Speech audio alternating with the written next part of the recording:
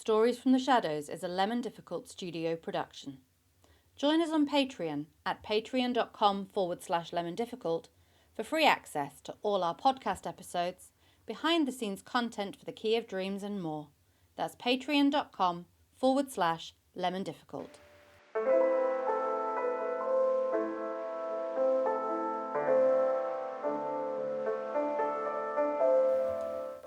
Welcome to Stories from the Shadows, a collection of weird tales of the mysterious and macabre, an offering from the team at Lemon Difficult Studio, featuring the cast of our live immersive show, The Key of Dreams Shadows Lengthen, and special guests. These stories are dark tales of misery and woe. Listener discretion is advised. Today's reader is a wonderful human and great friend of the Lemon Difficult team, Jonas Kyratses. Jonas is best known as the writer of the Talos Principle Games, and if you've attended Chapter 1 of The Key of Dreams, he wrote the soul bottle for Lavinia, which so often made folks cry. He is sharing with us another Lovecraft tale. Our protagonist, Crawford Tillinghast, creates a device which emits a resonance wave, allowing people to perceive planes of existence outside the scope of accepted reality. And as always, the consequences of dabbling in science beyond human comprehension come to the fore. We cross now to Borderline Radio, broadcasting from a village very near Treowen, for a reading of From Beyond. Borderline Radio presents Stories from the Shadows, pleasing terrors for the discerning listener.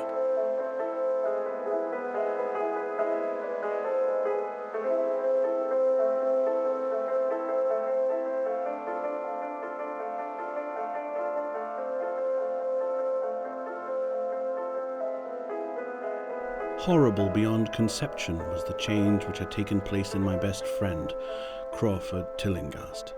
I had not seen him since that day, 2 months and a half before, when he had told me toward what goal his physical and metaphysical researches were leading, when he had answered my awed and almost frightened remonstrances by driving me from his laboratory and his house in a burst of fanatical rage. I had known that he now remained mostly shut in the attic laboratory with that accursed electrical machine, eating little and excluding even the servants, but I had not thought that a brief period of 10 weeks could so alter and disfigure any human creature. It is not pleasant to see a stout man suddenly grown thin, and it is even worse when the baggy skin becomes yellowed or greyed, the eyes sunken, circled, and uncannily glowing, the forehead veined and corrugated, and the hands tremulous and twitching. And if added to this there be a repellent unkemptness, a wild disorder of dress, a bushiness of dark hair white at the roots, and an unchecked growth of pure white beard on a face once clean-shaven, the cumulative effect is quite shocking. But such was the aspect of Crawford Tillinghast on the night his half-coherent message brought me to his door after my weeks of exile. Such the spectre that trembled as it admitted me, candle in hand, and glanced furtively over its shoulder as if fearful of unseen things in the ancient, lonely house set back from Benevolent Street. That Crawford Tillinghast should ever have studied science and philosophy was a mistake.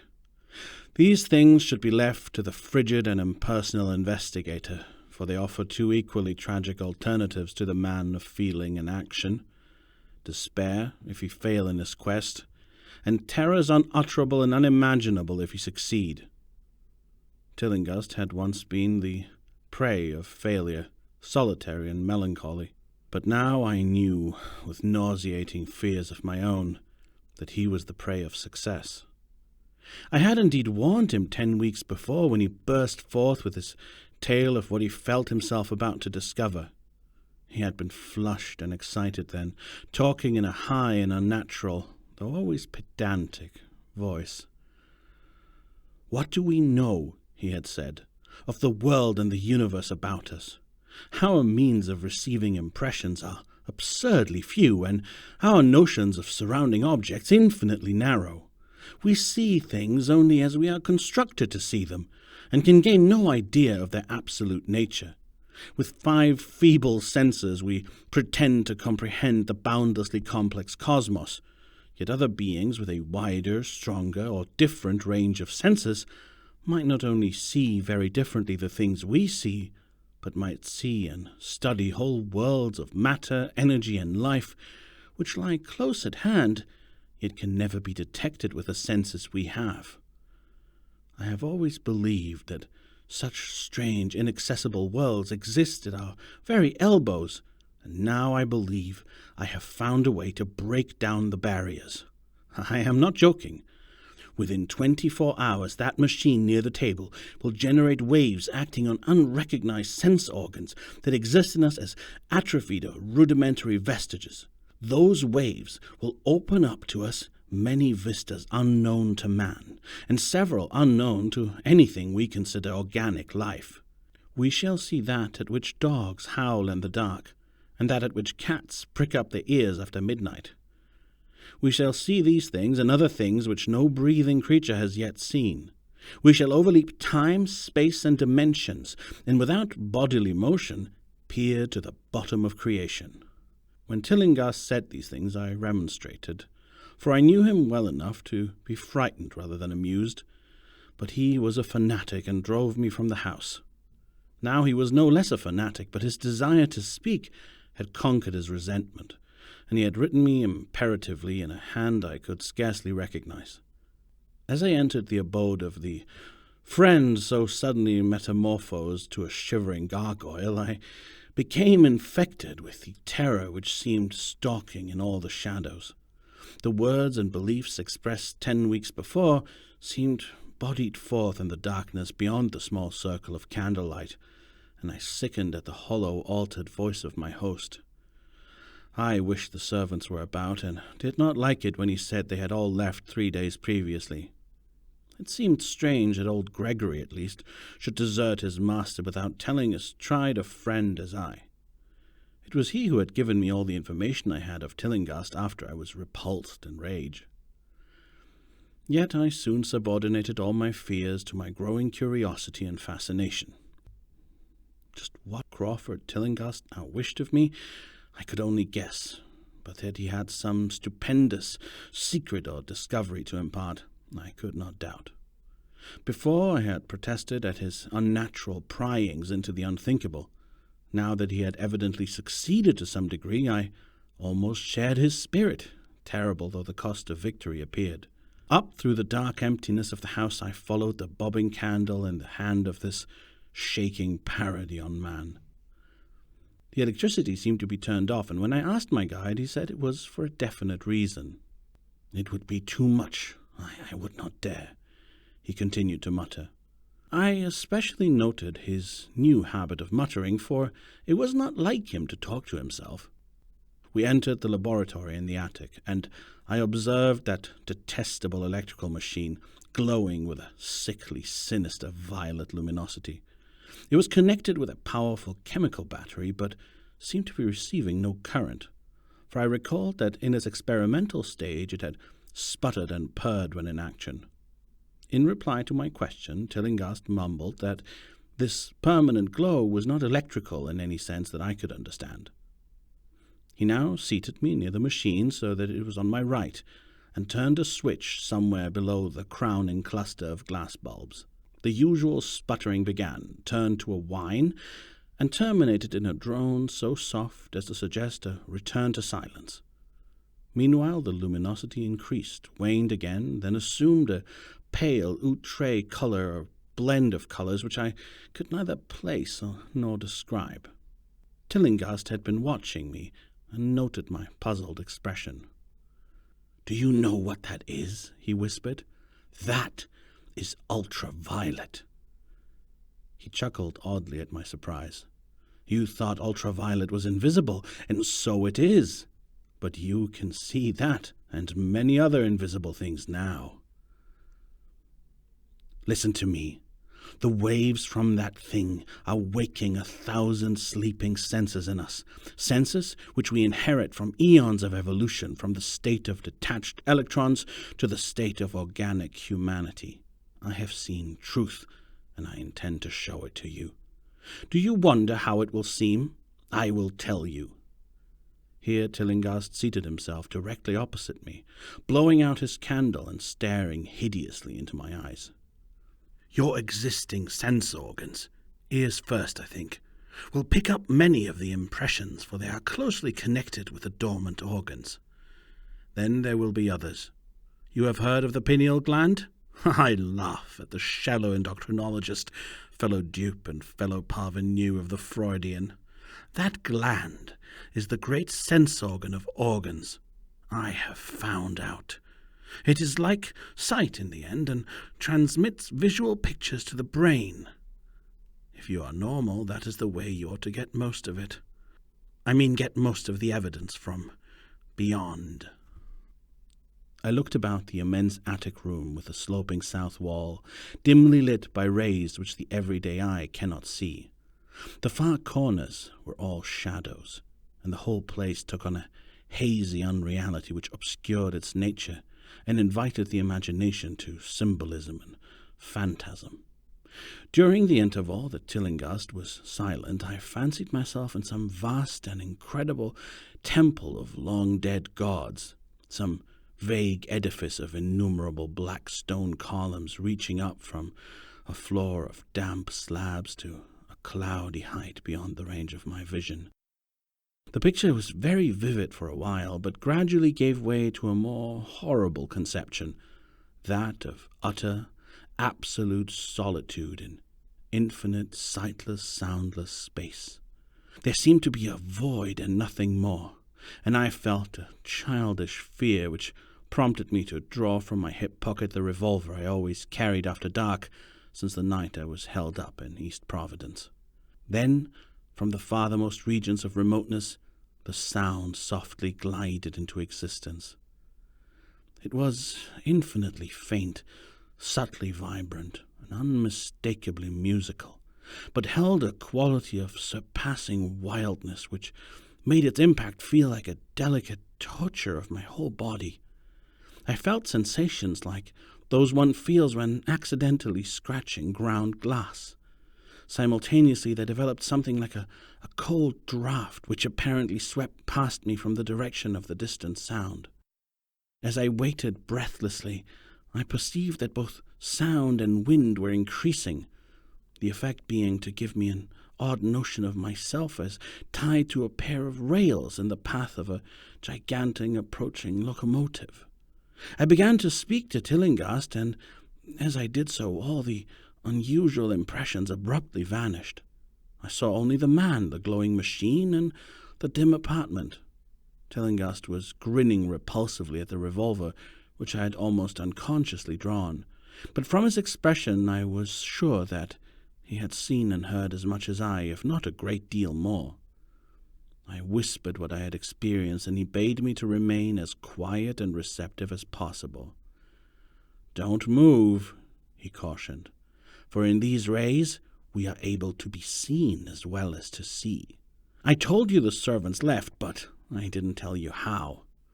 It was that thick-witted housekeeper. She turned on the lights downstairs after I had warned her not to, and the wires picked up sympathetic vibrations. It must have been frightful. I could hear the screams up here in spite of all I was seeing and hearing from another direction, and later it was rather awful to find those empty heaps of clothes around the house. Mrs. Updike's clothes were close to the front hall switch. That's how I know she did it. It got them all. But so long as we don't move, we're fairly safe. Remember, we're dealing with a hideous world in which we are practically helpless. Keep still." The combined shock of the revelation and of the abrupt command gave me a kind of paralysis, and in my terror my mind again opened to the impressions coming from what Tillinghast called beyond. I was now in a vortex of sound and motion, with confused pictures before my eyes. I saw the blurred outlines of the room, but from some point in space there seemed to be pouring a seething column of unrecognizable shapes or clouds, penetrating the solid roof at a point ahead and to the right of me. Then I glimpsed the temple-like effect again, but this time the pillars reached up into an aerial ocean of light, which sent down one blinding beam along the path of the cloudy column I had seen before. After that, the scene was almost wholly kaleidoscopic, and in the jumble of sights, sounds, and unidentified sense impressions, I felt that I was about to dissolve or in some way lose the solid form. One definite flash I shall always remember. I seemed for an instant to behold a patch of strange night sky filled with shining, revolving spheres, and as it receded, I saw that the glowing suns formed a constellation or galaxy of settled shape, this shape being the distorted face of Crawford Tillinghast. At another time I felt the huge animate things brushing past me and occasionally walking or drifting through my supposedly solid body, and thought I saw Tillinghast look at them as though his better-trained senses could catch them visually. I recalled what he had said of the pineal gland, and wondered what he saw with his preternatural eye. Suddenly, I myself became possessed of a kind of augmented sight. Over and above the luminous and shadowy chaos arose a picture which, though vague, held the elements of consistency and permanence. It was indeed somewhat familiar, for the unusual part was superimposed upon the usual terrestrial scene, much as a cinema view may be thrown upon the painted curtain of a theatre. I saw the attic laboratory, the electrical machine, and the unsightly form of Tillinghast opposite me.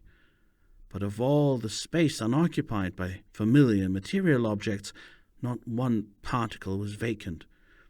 Indescribable shapes, both alive and otherwise, were mixed in disgusting disarray, and close to indescribable shapes, both alive and otherwise, were mixed in disgusting disarray, and close to every known thing were whole worlds of alien, unknown entities. It likewise seemed that all the known things entered into the composition of other unknown things, and vice versa. Foremost among the living objects were great inky, jellyish monstrosities, which flabbily quivered in harmony with vibrations from the machine. They were present in loathsome profusion, and I saw to my horror that they overlapped, that they were semi-fluid and capable of passing through one another and through what we know as solids. These things were never still, but seemed ever floating about with some malignant purpose. Sometimes they appeared to devour one another, the attacker launching itself at its victim and instantaneously obliterating the latter from sight.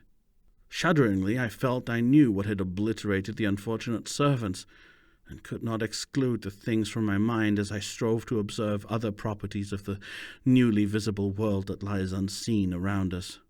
But Tillinghast had been watching me and was speaking. "You see them? You see them? You see the things that float and flop about you and through you every moment of your life? You see the creatures that form what men call the pure air and the blue sky?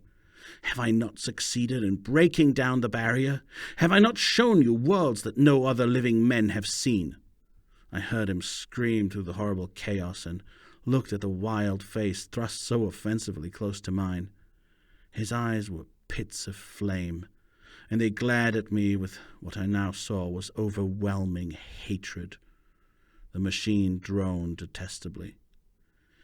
"You think those floundering things wiped out the servants? Fool, they are harmless. But the servants are gone, aren't they? You tried to stop me. You discouraged me when I needed every drop of encouragement I could get. You were afraid of the cosmic truth, you damned coward. But now I've got you. What swept up the servants? What made them scream so loud? Don't know, eh? You'll know soon enough. Look at me. Listen to what I say. Do you suppose there are really any such things as time and magnitude? Do you fancy there are such things as form or matter? I tell you I have struck depths that your little brain can't picture. I have seen beyond the bounds of infinity and drawn down demons from the stars. I have harnessed the shadows that stride from world to sow death and madness. Space belongs to me, do you hear?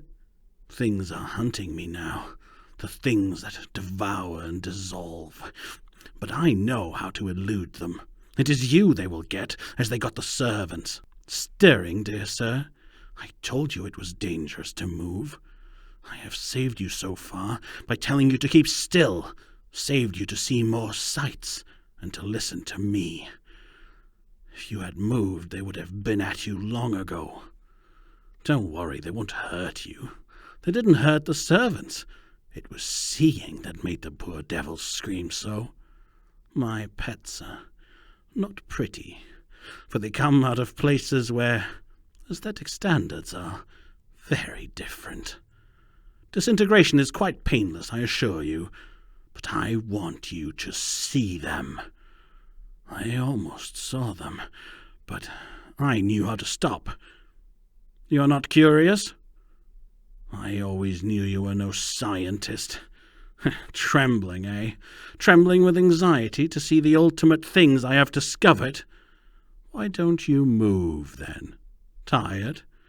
Well, don't worry, my friend, for they are coming. Look, look, curse you, look. It's just over your left shoulder. What remains to be told is very brief, and may be familiar to you from the newspaper accounts. The police heard a shot in the old Tillinghast house and found us there, Tillinghast dead and me unconscious. They arrested me because the revolver was in my hand, but released me in 3 hours after they found it was apoplexy which had finished Tillinghast, and saw that my shot had been directed at the noxious machine which now lay hopelessly shattered on the laboratory floor. I did not tell very much of what I had seen, for I feared the coroner would be sceptical. But from the evasive outline I did give, the doctor told me that I had undoubtedly been hypnotized by the vindictive and homicidal madman. I wish I could believe that, Doctor. It would help my shaky nerves if I could dismiss what I now have to think of the air and the sky about and above me. I never feel alone or comfortable, and a hideous sense of pursuit sometimes comes chillingly on me when I am weary. What prevents me from believing the doctor is this one simple fact, that the police never found the bodies of those servants whom they say Crawford Tillinghast murdered. That was Stories from the Shadows, presented by Borderline Radio. Join us again tomorrow at the intersection of sanity and revelation.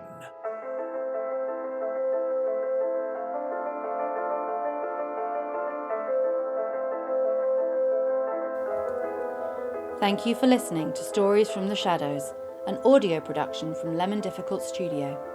If you enjoyed today's story, be sure to follow us on socials and join our Patreon at patreon.com/lemondifficult for exclusive rewards. Members of our free tier have access to all episodes of Stories from the Shadows, as well as behind-the-scenes content and the latest updates on our live immersive show, The Key of Dreams: Shadows Lengthen. Until next time, dream by daylight.